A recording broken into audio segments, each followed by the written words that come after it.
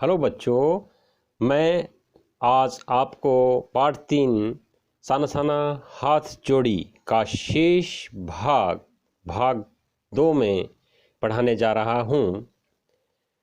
बच्चों, इस बिखरी असीम सुंदरता का मन पर यह प्रभाव पड़ा कि सभी सैलानी झूम झूम कर गाने लगे। सुहाना सफ़र और ये मौसम हंसी, पर मैं मौन थी, किसी ऋषि की तरह शांत थी। मैं चाहती थी कि इस सारे परिदृश्य को अपने भीतर भर लूं, पर मेरे भीतर कुछ बूंद बूंद पिघलने लगा था। जीप की खिड़की से मुड़की होता है सिर निकाल निकाल मैं कभी आसमान को छूते पर्वतों के शिखर देखती, तो कभी ऊपर से दूध की धार की तरह झरझर गिरते जलप्रपातों को, तो कभी नीचे चिकने चिकने गुलाबी पत्थरों के बीच इठला इठला कर बहती चांदी की तरह कौंध मारती बनी ठनी तीस्ता नदी को। सिलगुड़ी से ही हमारे साथ थी यह तीस्ता नदी, पर यहाँ उसका सौंदर्य पराकाष्ठा पर था। पराकाष्ठा होता है बच्चों ऊंचाई पर। इतनी खूबसूरत नदी मैंने पहली बार देखी थी। मैं रोमांचित थी, पुलकित थी, चिड़िया के पंखों की तरह हल्की थी। बच्चों, लेखिका हिमालय पर्वतों के सुंदर दृश्य का वर्णन कर रही है कि हिमालय पर्वत और घाटियों की प्राकृतिक सुंदरता का उन पर क्या प्रभाव पड़ा, और लेखिका के यात्री समूह दल पर बहुत ही गहरा प्रभाव पड़ा। वे सभी खुशी से झूमने लगे, परंतु लेखिका खामोश रही। जिस तरह से ऋषि मुनि अपनी तपस्या को शांत निर्जन स्थान का चुनाव करके भाव विभोर या खुश हो जाते हैं, भाव विभोर का मतलब खुश हो जाते हैं, उसी प्रकार लेखिका भी उस सुंदर दृश्य को अपने अंदर समेटना चाहती थी। लेखिका अपनी जीप की खिड़की से सिर निकालकर कभी आसमान को छूने वाले पर्वतों को देखती थी, और कभी ऊंची चोटियों से जो दूध की धार के समान झरझर गिरते जलप्रपात थे उनको देखती थी, और कभी नीचे चिकने चिकने गुलाबी पत्थरों के बीच इठला इठला होता है, इठला का मतलब होता है शर्मा शर्मा कर बहती चांदी की तरह चमकती तीस्ता नदी को वो देखती थी। मानो उस तीस्ता नदी पर बिजली की चमक पड़ रही हो, और नदी वो हमारे साथ सिलगुड़ी से साथ बह रही थी। बच्चों, परंतु इस स्थल पर इसका जो सौंदर्य था वो ऊंचाई पर था। पराकाष्ठा का मतलब होता है ऊंचाई पर था। मैंने इतनी सुंदर नदी पहली बार देखी थी, और मैं इस सौंदर्य में नज़ारे को देखकर हैरान और खुश थी। लेखिका कहती है कि मैं उस सुंदर दृश्य को देखकर बहुत ही खुश थी। मैं अपने आप को चिड़िया के पंखों के समान हल्का और भाग्यशाली समझ रही थी। तो आगे है बच्चों, अगला पैरा है मेरे नगपति मेरे विशाल, मैंने हिमालय को सलामी देनी चाही कि तभी जीप एक जगह रुकी। खूब ऊंचाई से पूरे बेग के साथ ऊपर शिखरों के भी शिखर से गिरता फेन उगलता झरना। इसका नाम था 7 सिस्टर वाटरफॉल। फ्लैश चमकने लगे। सभी सैलानी इन खूबसूरत लम्हों की रंगत को कैमरे में कैद करने में मशगूल थे। मशगूल क्या होता है बच्चों? व्यस्त थे। अब लेखिका कहती है कि लेखिका कह रही है कि हिमालय पर्वतों को मेरे नागपति कहकर वह सलामी देना चाहती है। आगे लेखिका की जीप ऐसे स्थान पर रुकी जहां पर ऊंची पर्वत चोटियों से दूध की झाग के समान झरझर करता झरना गिर रहा था, और जिसका नाम 7 सिस्टर वाटरफॉल था। बच्चों, अब जब वो स्थान पर सभी यात्री समूह दल जब रुकते हैं तो सभी लोग जो है उस मनोरम दृश्य को अपने कैमरे में समेटने लगे और सभी लोग सुंदर दृश्य को देखकर खुश थे। परंतु लेखिका जो है आदिम युग की कहते हैं किसी शापित राजकुमारी की तरह नीचे कहते हैं बिखरे पड़े जो है बड़े बड़े पत्थरों पर झरने के संगीत के साथ आत्मा का संगीत जो है सुनती है और कुछ समय बाद जो है बहती जलधारा में अपना पाँव जो है डुबोती है। तो उसे जब जो अपना पाँव उस जलधारा में डुबोती है तो बच्चों उससे लगता है कि वह अंदर तक जो है भीग गई अर्थात उसने जो है सत्य और सौंदर्य की अनुभूति को जो है प्राप्त कर लिया हो। बच्चों अगला जो है गद्य खंड देखेंगे। जीवन की अनंतता का प्रतीक वह झरना, उन अद्भुत अनूठे क्षणों में मुझमें जीवन की शक्ति का एहसास हो रहा था। इस कदर प्रतीत हुआ कि जैसे मैं स्वयं भी देश और काल की सरहदों से दूर बहती धारा बन बहने लगी हूँ।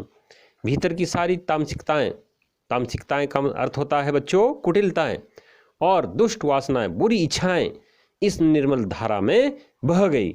मन हुआ कि अनंत समय तक कहते हैं ऐसे ही बहती रहूं, सुनती रहूं इस झरने की पुकार को। पर जीतेन मुझे ठेलने लगा आगे इससे भी सुंदर नज़ारे मिलेंगे। अनंतता का जो है अर्थ होता है अंत सीमा तक। कहते हैं लेखिका जो है कहती है कि जीवन की अनंतता का प्रतीक वह झरना जो है उन अद्भुत अनूठे क्षणों में मुझ में जो है जीवन की शक्ति का एहसास जो है करवा रहा हो। मुझे ऐसा प्रतीत हो रहा था, मुझे ऐसा लग रहा था कि मैं स्वयं भी देश और काल की सीमाओं से दूर झरने की धारा में बह रही हूँ। मेरे अंदर की जो सारी जितनी भी कुटिलताएं हैं, बुरी इच्छाएं हैं, वो झरने की कहते हैं इस स्वच्छ कहते हैं निर्मल धारा में बह गई हो। बच्चों और लेखिका आगे कहती है कि मेरा जो मन है अनंत समय तक झरने की धारा में बहने को कहते हैं बेचैन था और झरने की कलकल करते कहते हैं जो मधुर संगीत को हमेशा सुनती रहूं। कहते हैं परंतु जितेन नॉर्गे कहते हैं मुझे बुलाने लगा कि मैडम जी आगे जो है इससे भी अधिक सुंदर दृश्य जो है मिलेंगे। अनमनी सी मैं उठी, थोड़ी देर बाद ही फिर वही नज़ारे आंखों और आत्मा को सुख देने वाले। कहीं चटक हरे रंग का मोटा कालीन ओढ़े तो कहीं हल्का पीला पन लिए तो कहीं प्लस्तर उखड़ी दीवार की तरह पथरीला, और देखते ही देखते परिदृश्य से सब छू मंतर जैसे किसी ने जादू की छड़ी घुमा दी हो। सब पर बादलों की एक मोटी चादर, सब कुछ बादल में। अब बच्चों आगे देखेंगे कि लेखिका जो है उदासीन सी उठी कहते हैं और उसने जो है अपनी आंखों के सामने आत्मा को कहते हैं सुख देने वाले नज़ारे जो है देखे। अब लेखिका कहती है कि कहीं जो है हिमालय पर्वत मुझे जो है मोटा कालीन ओढ़े लग रहा था और कहीं जो है हल्का पीला लिए तो कहीं प्लस्तर उखड़ी दीवार की तरह पथरीला प्रतीत हुआ। कहते हैं लेखिका को कहते हैं हिमालय पर्वत का सुंदर दृश्य ओझल हो गया। ऐसे प्रतीत हुआ मानो किसी ने जादू की छड़ी जो है घुमा दी हो और संपूर्ण प्रकृति पर बादलों की मोटी चादर जो है बिछ गई हो और सभी जगह जो है सारा दृश्य जो है बादल में हो गया हो। चित्र लिखित सी कहते हैं मैं माया और छाया के इस अनूठे खेल को भर भर आंखों देखती जा रही थी। प्रकृति जैसे मुझे सयानी होता है समझदार बनाने के लिए जीवन रहस्यों का उद्घाटन करने पर तुली हुई थी। कहते हैं अब इसमें कहती है लेखिका कि प्रकृति के सजे संवरे, चित्र लिखित होता है सजे संवरे, कहते हैं माया और छाया के कहते हैं इस अनूठे खेल को कहते हैं अपनी आंखों से देखती जा रही थी। मानो प्रकृति मुझे समझदार बनाने के लिए जीवन रहस्यों का शुभारंभ करने पर तुली हुई हो। उद्घाटन होता है शुभारंभ करना। कहते हैं आगे जो है धीरे धीरे धुंध को चादर कहते हैं धीरे धीरे धुंध की कहते हैं चादर जो है थोड़ी छटी। अब वहाँ पहाड़ नहीं, दो विपरीत दिशाओं से आते छाया पहाड़ थे और थोड़ी देर बाद ही वो छाया पहाड़ अपने श्रेष्ठतम रूप में मेरे सामने थे। जीप कहते हैं थोड़ी देर के लिए रुकवा दी गई थी। मैंने गर्दन घुमाई, सब और जैसे जन्नत, जन्नत क्या होता है? स्वर्ग, बिखरी पड़ी थी। नज़रों के छोर तक खूबसूरती ही खूबसूरती, अपने को निरंतर दे देने की अनुभूति कराते पर्वत, झरने, फूलों, घाटियों और वादियों के दुर्लभ नज़ारे। वहाँ कहीं लिखा था थिक ग्रीन। अब लेखिका कहती है धीरे धीरे धुंध साफ होने लगी और किसी प्रकाश स्रोत के मार्ग में किसी वस्तु के आने से कहते हैं होने वाले अंधकार को देखकर ऐसा लग रहा था कि मानो सुंदर पहाड़ हो। मैंने थोड़ी देर के लिए कहते हैं जीप अपनी रुकवाई और चारों ओर देखने पर प्रकृति का कहते हैं मुझे अनुपम जो सौंदर्य था वो दिखाई दिया, मानो मैं स्वर्ग में आ गई हूँ। लेखिका कहती है कि दूर दूर किनारे तक खूबसूरती थी, मानो पर्वत, झरने, फूलों की घाटियाँ और वादियों के दुर्लभ नज़ारे जो है मुझे जीवन का एहसास करवा रहे हो। और वहीं कहते हैं लिखा था थिंक ग्रीन। अगला गद्य खंड जो है देखेंगे बच्चों। आश्चर्य पल भर में ब्रह्मांड में कितना कुछ घटित हो रहा था। सतत प्रवाहमान झरने, नीचे बेग से बहती तीस्ता नदी, सामने उठती धुंध, ऊपर मंडराते आवारा बादल, मदिम मदिम हवा में हिलोरे लेते प्रियुता और रोडोडेंड्रों के फूल, सब अपनी अपनी लय तान और प्रवाह में बहते हुए चैरवेती चैरवेती चलते रहो और समय के इसी सतत प्रवाह में तिनके सा बहता हमारा वजूद। वजूद होता है बच्चों अस्तित्व। अब कहते हैं लेखिका कहती है कि मुझे ब्रह्मांड में पल भर में कहते हैं घटित होने वाले दृश्य जो है आश्चर्यचकित कर रहे थे। कहते हैं निरंतर प्रवाहमान झरने, नीचे गति से कहते हैं बहती तीस्ता नदी और सामने उठती कहते धुंध जो है वो ऊंचे आकाश में उठते बादल और धीमी धीमी हवा में हिलोरे खाते कहते हैं प्रियुता और रोडोडेंड्रों के फूल। लेखिका कहती है बच्चों सब अपनी अपनी कहते हैं लयतान और प्रवाह में कहते हैं बहते हुए दिखाई दे रहे थे कहते हैं मुझे।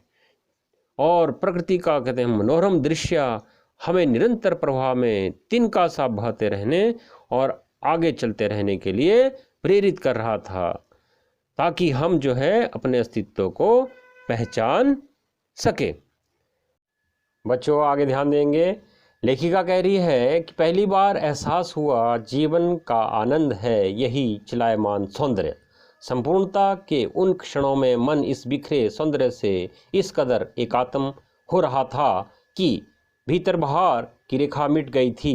आत्मा की सारी खिड़कियां खुलने लगी थी। मैं सचमुच ईश्वर के निकट थी। सुबह सीखी प्रार्थना फिर होठों को छूने लगी थी। साना साना हाथ जोड़ी कि तभी वह अतीन्द्रिय होता है, अगोचर संसार खंड खंड हो गया।